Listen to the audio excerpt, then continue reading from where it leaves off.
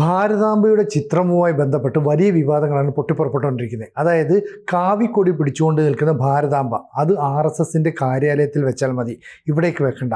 മാത്രമല്ല ഗവർണർ എന്തൊക്കെയാണ് അധികാരമുള്ളതെന്ന് ഇനി പാഠപുസ്തകത്തിലൂടെ പഠിപ്പിക്കാൻ പോകുന്നെന്ന് വിദ്യാഭ്യാസ മന്ത്രി പറയുന്നു. അതിനെ സംബന്ധിച്ചുള്ള പ്രതികരണമൊക്കെ നടക്കുന്നതിനിടയിൽ ഇപ്പോൾ ദേശീയ പതാക പിടിച്ചുകൊണ്ട് നിൽക്കുന്ന ഭാരതാംബയുടെ ചിത്രവും പുറത്തു വന്നിട്ടുണ്ട്. അപ്പോൾ ഈ ഭാരതാംബ എന്ന് പറയുന്നത് പോലെയുള്ള ബിംബങ്ങൾ ലോകത്തെല്ലാ രാജ്യങ്ങളിലും ഇത്തരത്തിലുള്ള ബിംബങ്ങളൊക്കെ ഉണ്ടാകും. ഇവിടെ ഇപ്പോൾ എന്താണ് ശരിക്കും പ്രശ്നം? ഭാരതാംബയാണോ പ്രശ്നം, കാവിക്കൊടിയാണോ പ്രശ്നം? രാഷ്ട്രീയ നേതൃത്വം രാഷ്ട്രീയ പാർട്ടിയുടെ ചിഹ്നങ്ങളും അതേപോലെ തന്നെ അതിൻ്റെ മുദ്രാവാക്യങ്ങളുമൊക്കെ സർക്കാരിൻ്റെ ഔദ്യോഗിക സംവിധാനങ്ങളിലേക്ക് മാറ്റുന്ന പ്രക്രിയ ഒരിക്കലും നല്ലതാണ് എന്ന് നമുക്ക് പറയാൻ പറ്റില്ല. കാരണം രാഷ്ട്രീയ പാർട്ടികൾ മാറി വരും, ഭരിക്കുന്ന രാഷ്ട്രീയ പാർട്ടികൾ മാറാം. അങ്ങനെ മാറുന്ന സമയത്തൊക്കെ മാറി മാറി വരുന്നതായിട്ടുള്ള രാഷ്ട്രീയ പാർട്ടികളുടെ ചിഹ്നങ്ങളാണ് നമ്മളുടെ ഔദ്യോഗികമായിട്ടുള്ള സംവിധാനങ്ങളിൽ അലങ്കരിക്കപ്പെടേണ്ടതെന്നത് ഒരിക്കലും ന്യായീകരിക്കപ്പെടുന്ന കാര്യമല്ല. ഇപ്പം ഇവിടെ കാവിക്കൊടിയാണോ പ്രശ്നം എന്ന് ചോദ്യം, കാവിക്കൊടി ഈ രാഷ്ട്രീയമായി ബന്ധപ്പെട്ട പ്രശ്നമാണ്. RSSുമായി ബന്ധപ്പെട്ട അല്ലെങ്കിൽ RSSൻ്റെ ശാഖകളിൽ സാധാരണ രീതിയിൽ ശാഖായോഗം നടക്കുന്നതിന് മുൻപ് അവർ പ്രാർത്ഥിക്കുന്ന സമയത്ത് അതിന് മുന്നിൽ വെക്കുന്ന ഒരു ചിത്രമാണ് നമ്മളുടെ ഗവർണർ അദ്ദേഹത്തിൻ്റെ ഔദ്യോഗിക സ്ഥാപനത്തിൽ അല്ലെങ്കിൽ രാജ്ഭവനിൽ വെച്ചിരിക്കുന്നത് എന്നതാണ് ഇപ്പോൾ അവരുടെ രാഷ്ട്രീയ പ്രതിയോഗികൾ പറയുന്ന പ്രധാനപ്പെട്ട കാര്യം. അപ്പോൾ നമുക്കിതിൻ്റെ അകത്ത് വ്യക്തമാകുന്ന ഒരു കാഴ്ചപ്പാട് എന്താണെന്ന് വെച്ചാൽ സർക്കാർ സംവിധാനത്തിൽ, സർക്കാർ സ്ഥാപനങ്ങളിൽ, സർക്കാരിൻ്റെ ഔദ്യോഗികമായിട്ടുള്ള ഇടങ്ങളിൽ എന്തൊക്കെ ചെയ്യാം, എന്തൊക്കെ ചെയ്യാൻ പാടില്ല എന്നതിന് ഒരു വ്യക്തതയുണ്ട് നമ്മുടെ ഭരണഘടനയുമായി ബന്ധപ്പെട്ട്. അതിനനുസൃതമായ കാര്യങ്ങൾ ചെയ്യുന്ന സമയത്ത് അതിനെ ന്യായീകരിക്കുകയും അല്ലാത്ത സമയത്ത് അതിനെ ന്യായീകരിക്കാതിരിക്കുകയും ചെയ്യുക. അതാണ് ശരിയായിട്ടുള്ള കാര്യം. പക്ഷേ ഇവിടെ സംഭവിക്കുന്ന കാര്യങ്ങൾ അങ്ങനെയല്ല. ഇവിടെ രാഷ്ട്രീയം ഇതിനകത്ത് കൂടി കലർത്തുകയും ആ രാഷ്ട്രീയത്തിൻ്റെ ഭാഗമായിട്ടുള്ള പ്രവർത്തനങ്ങളാണ് സർക്കാരിൻ്റെ പ്രവർത്തനങ്ങളെന്ന് വരുത്തി തീർക്കുകയും ചെയ്യുന്ന തരത്തിലേക്ക് കാര്യങ്ങൾ പോവുകയാണ്. അത് അപകടകരമാണ്. ഒരിക്കലും ഇപ്പോൾ കേരളം ഭരിക്കുന്നത് CPM ആണ്, കേന്ദ്രം ഭരിക്കുന്നത് BJP ആണ്. അപ്പോൾ കേന്ദ്ര സർക്കാരിൻ്റെ ഇടങ്ങളിലെല്ലാനും BJPയുമായി ബന്ധപ്പെട്ട ചിഹ്നങ്ങളൊക്കെ കയറ്റി വെച്ച് കഴിഞ്ഞാൽ കേരളം ഭരിക്കുന്നതായിട്ടുള്ള CPM എന്ത് ചെയ്യും? അവരുടെ ചിഹ്നങ്ങളൊക്കെ ഈ സർക്കാർ സ്ഥാപനങ്ങളിൽ കയറ്റി വെക്കും. കോൺഗ്രസ് ഭരിക്കുന്ന സ്ഥലങ്ങളൊക്കെ കോൺഗ്രസ്സൊക്കെ കയറ്റി വെക്കും. അത് നല്ല പരിപാടിയല്ല, അതൊക്കെ ആരും ചെയ്യാൻ പാടില്ലാത്തതാണ്.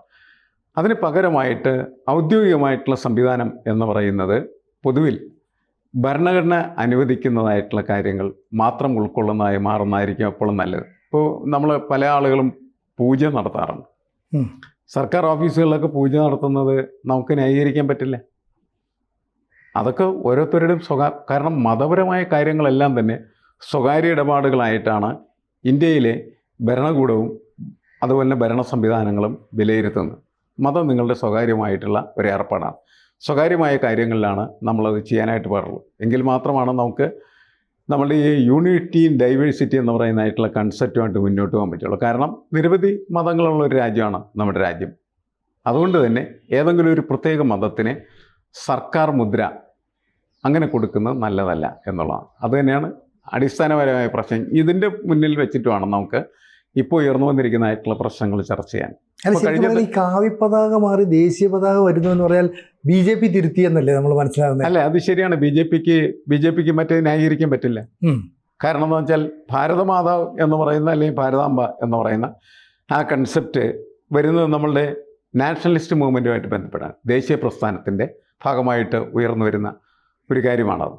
കാരണം അത് ഇന്ത്യയിൽ മാത്രമല്ല, എവിടെയൊക്കെയാണ് ദേശീയ സ്വാതന്ത്ര്യത്തിന് വേണ്ടിയുള്ള പോരാട്ടങ്ങൾ നടന്നിട്ടുള്ളത് ആ സമയത്തൊക്കെ ദേശീയതയെ ശക്തിപ്പെടുത്തുന്നതിന് വേണ്ടിയിട്ട് ചില ചിഹ്നങ്ങൾ, ചില ചിത്രങ്ങൾ, ചില പാട്ടുകൾ ഒക്കെ എല്ലാ സ്ഥലങ്ങളിലും രൂപപ്പെട്ട് വന്നിട്ടുണ്ട്. നമ്മളുടെ ഇവിടെ അതിൻ്റെ ഒരു ഭാഗമായിട്ടാണ് ഈ ഭാരതമാതാവ് എന്ന് പറയുന്ന ചിത്രം വരുന്നത് തന്നെ. അത് 1904 അഭിനീന്ദ്രനാഥ് ടാഗോർ വരച്ച ഒരു ചിത്രമാണ്. എനിക്ക് തോന്നുന്നു ഏറെ പ്രശസ്തമായത്. പലരും വരച്ചിട്ടുണ്ട്. ആദ്യം വരുന്ന ചിത്രം എന്ന് പറയുന്നത് ഒരു സന്യാസിനിയുടെ ചിത്രമായിട്ടാണ് ഭാരതമാതാവ് ഇതാണ് എന്നും പറഞ്ഞ് അവതരിപ്പിക്കപ്പെടുന്നത്. പിന്നീട് അത് ഈ ചിത്രകാരന്മാരുടെ ഭാവനയിൽ പലതായിട്ട് മാറി. ചില ചിത്രങ്ങളിലൊക്കെ എന്ന് പറഞ്ഞാൽ ശൂലം പിടിച്ച് നിൽക്കുന്ന സിംഹത്തെ അരിയത്തിരുത്തുന്ന എന്താണ് ദേശീയ പതാക കയ്യിലേന്തിയ ഭാരതമാതാവിൻ്റെ ചിത്രമൊക്കെ ഉണ്ട്. എന്നുവെച്ചാൽ അത് അധികാരത്തിൻ്റെ അതേപോലെ തന്നെ ശക്തിയുടെ പ്രതീകമായിട്ട് അവതരിപ്പിക്കപ്പെട്ടാണ്. ഇതാണ് ഭാരതമാതാവ് എന്ന് പറഞ്ഞിട്ട് അതിനെ മുന്നോട്ട് കൊണ്ടുപോവുകയും ആ മുന്നോട്ട് കൊണ്ടുപോകുന്നത് എന്തിനാണ്? ഇതൊരു ഐക്കണാണ് ശരിക്കും പറഞ്ഞാൽ. ഇന്ത്യക്കാരൻ്റെ ഭാരതീയൻ്റെ ഒരു ഐക്കണായിട്ടത് മാറ്റിയെടുക്കുകയാണ് ചെയ്യുന്നത്. അങ്ങനെ ആ ഐക്കൺ എന്ന് പറയുന്നത് ഇന്ത്യക്കാരായ മുഴുവൻ ആളുകളുടെ വ്യത്യസ്ത വിഭാഗത്തിൽപ്പെട്ടിരിക്കുന്നതായിട്ടുള്ള ആളുകളുണ്ട്, വിവിധ മതങ്ങളിൽപ്പെട്ട ആളുകളുണ്ട്. അവരെയൊക്കെ ഒരുമിച്ച് ചേർത്ത് നിർത്തുന്ന ഒരു പ്രതീകമായിട്ട് ഈ പ്രതീകം വളർത്തിയെടുത്തത് നമുക്കൊരു ദേശീയബോധം സൃഷ്ടിക്കുന്നതിന് വേണ്ടി, നാഷണലിസം എന്ന് പറയുന്നത് മുന്നോട്ട് കൊണ്ടുവരുന്നതിന് വേണ്ടി. കാരണം ഇന്ത്യ എന്ന് പറയുന്നൊരു സാധനം പണ്ടുണ്ടായിരുന്നില്ല. ബ്രിട്ടീഷുകാർക്കെതിരായിട്ടുള്ളൊരു പോരാട്ടം നടത്തുന്ന സമയത്താണ് ഇന്ത്യ പതുക്കെ രൂപപ്പെട്ടു വരാനായിട്ട് തുടങ്ങുക.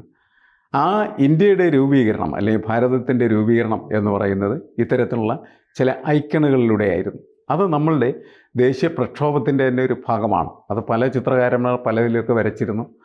പക്ഷേ അപ്പോഴൊക്കെ ആ ചിത്രത്തിൽ ഉയർന്നു നിൽക്കേണ്ട ഒരു കൊടി വേണമെങ്കിൽ ആ കൊടി എന്ന് പറഞ്ഞാൽ എന്താണ്? ത്രിവർണ്ണ പതാക തന്നെയാണ്, ഇന്ത്യയുടെ പതാകയാണ്. ആ ഇന്ത്യയുടെ പതാക പിടിച്ച ഒരു ഭാരതമാതാവിൻ്റെ ചിത്രം എന്ന് പറയുന്നത് എല്ലാവർക്കും അംഗീകരിക്കേണ്ടതായിട്ട് വരും.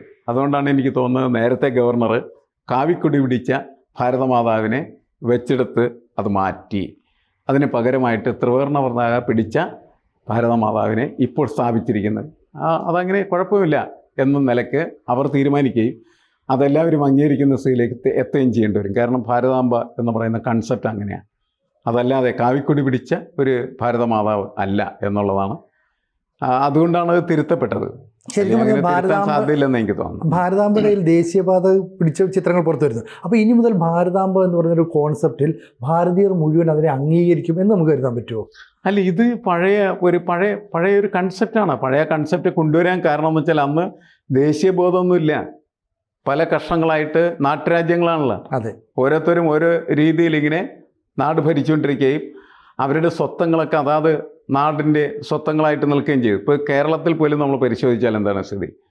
കൊച്ചി രാജാവിൻ്റെ ഒരു കുറേ പ്രജകളെ കൂടി ചേർന്ന ഒരു സംഭവം. തിരുവിതാംകൂർ മഹാരാജാവിൻ്റെ വേറെ, മലബാറിൽ വേറെ, സാമൂതിരിയുടെ വേറെ, അങ്ങനെ ഒരുപാട് അതായിരുന്നു അവരുടെ ദേശബോധം എന്ന് പറയുന്നത്.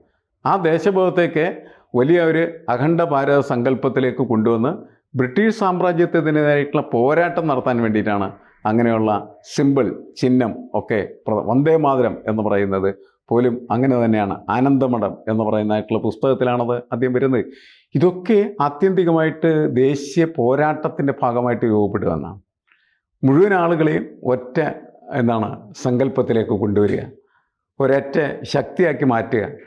അന്നങ്ങനെ രൂപപ്പെട്ടു വന്നൊരു സാധനമാണ്. പിന്നീട് അതിൻ്റെ ആവശ്യം കാര്യമായിട്ടില്ലാതെ വന്നു. അതുകൊണ്ടാണ് ആളുകൾ ശ്രദ്ധിക്കാതെ. നമുക്ക് സ്വാതന്ത്ര്യം കിട്ടി, നമ്മൾ വേറെ രീതിയിൽ ജീവിക്കാനായിട്ട് തുടങ്ങി. അപ്പോൾ അതിൻ്റെ പ്രാധാന്യം പോയി. ആളുകളത് കാര്യമായിട്ട് എടുക്കുന്നില്ല. ഈ RSSനെ ഇത് അവരുടേതായിട്ടുള്ള ശാഖകളിലും അതേപോലെ തന്നെ അതിൻ്റെ മീറ്റിങ്ങുകളിലൊക്കെ സ്ഥിരമായിട്ട് അവർ ഉപയോഗിക്കുന്നത്. അവരുടെ ഒരു കൺസെപ്റ്റ്, വേറെ കൺസെപ്റ്റ്. ആ കൺസെപ്റ്റ് എങ്ങനെ എല്ലാവരുടെയും കൺസെപ്റ്റാക്കി മാറ്റി തീർക്കാനായിട്ട് ശ്രമിക്കേണ്ട ആവശ്യമില്ല. അവരവരുടേതായ കൺസെപ്റ്റുമായിട്ട് അവരുടെ പ്രവർത്തനങ്ങൾ നടക്കട്ടെ. മറ്റുള്ളവരൊക്കെ അവരവരുടെ ഓരോരുത്തർക്കും താല്പര്യമുള്ളത്. പക്ഷേ അതൊക്കെ പൊതു താല്പര്യമായിട്ട് വ്യാഖ്യാനിക്കാനോ വെക്കാനോ പാടില്ല എന്ന് മാത്രമാണ്. ഓരോരുത്തർക്ക് ഇഷ്ടമുള്ളത് ചെയ്യാം. അതിനെന്താണ് പ്രശ്നം? ഓരോരുത്തർക്ക് ഇഷ്ടമുള്ളത് അവരുടെ സ്വകാര്യമായിട്ടുള്ള ഇടങ്ങളിൽ നിർവഹിക്കട്ടെ. അതിന് പകരമായിട്ട് അതൊക്കെ പൊതുവായിട്ടുള്ള കാഴ്ചപ്പാടായിട്ട് അവതരിപ്പിക്കുന്നത് ശരിയല്ല എന്നുള്ളതാണ്. കൂടുതൽ വാർത്തകളും വിശേഷങ്ങളും നിങ്ങളിലേക്ക് എത്താൻ ABC മലയാളം സബ്സ്ക്രൈബ് ചെയ്യുക, ബെൽ ബട്ടണും അമർത്തുക.